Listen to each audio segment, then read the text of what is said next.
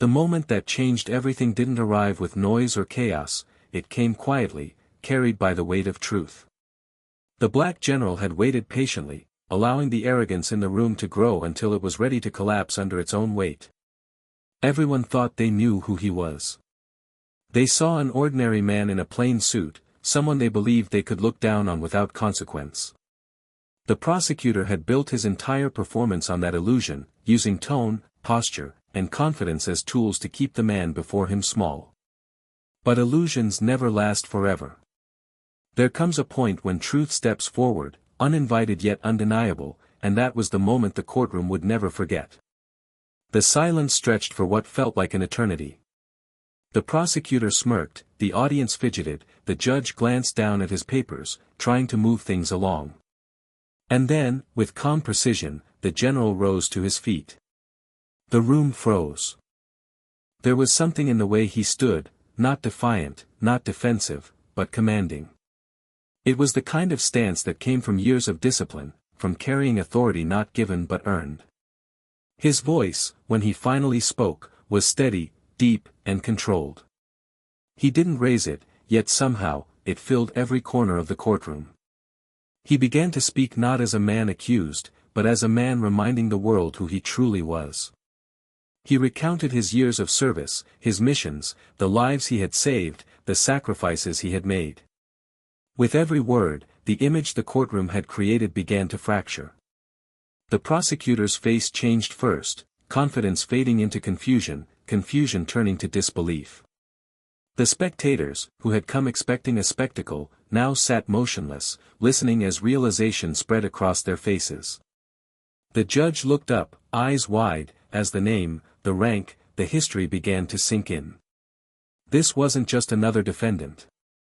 This was a man who had commanded thousands, who had stood in the line of duty when others had fled, who had carried the flag they claimed to represent. The air in the room shifted. It was as if every molecule understood that something sacred had entered the space, the truth. The same people who had dismissed him now couldn't meet his eyes.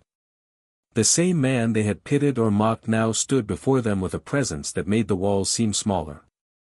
Every assumption, every stereotype, every ounce of prejudice crumbled under the weight of his reality. The authority they had tried to strip from him had never truly left, it had only been waiting for the right moment to be seen again.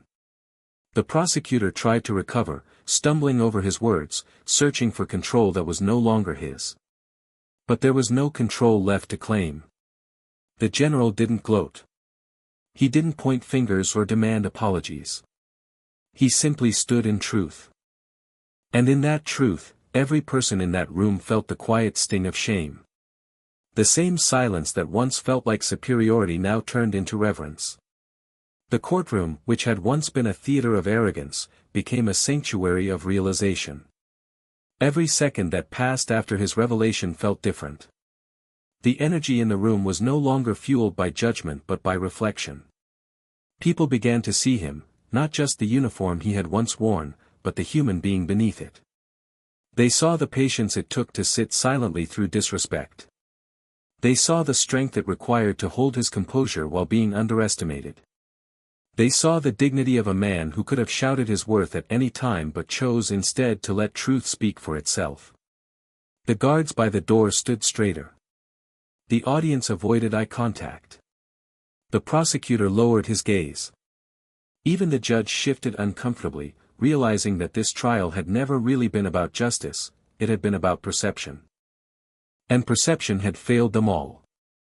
The general hadn't just revealed his identity, he had exposed the fragility of their assumptions, the smallness of their prejudice, and the danger of judging someone by appearance alone. That moment, the one where truth replaced assumption, changed everything. It wasn't loud, but it was absolute. Respect flooded the room not because it was demanded, but because it was earned in real time. The same people who had laughed earlier now couldn't speak. They sat in the gravity of their mistake, realizing that they had been witnesses to something far greater than a trial. They had seen a man quietly reclaim his dignity, not through vengeance or anger, but through truth. The general didn't need to say much more. His presence said enough. In that one moment, the courtroom that had once judged him learned a lesson that would linger long after he walked out, that real power doesn't come from position or privilege, but from integrity. The truth had been there all along, hidden beneath their blindness, waiting for this single, transformative moment to be seen for what it truly was.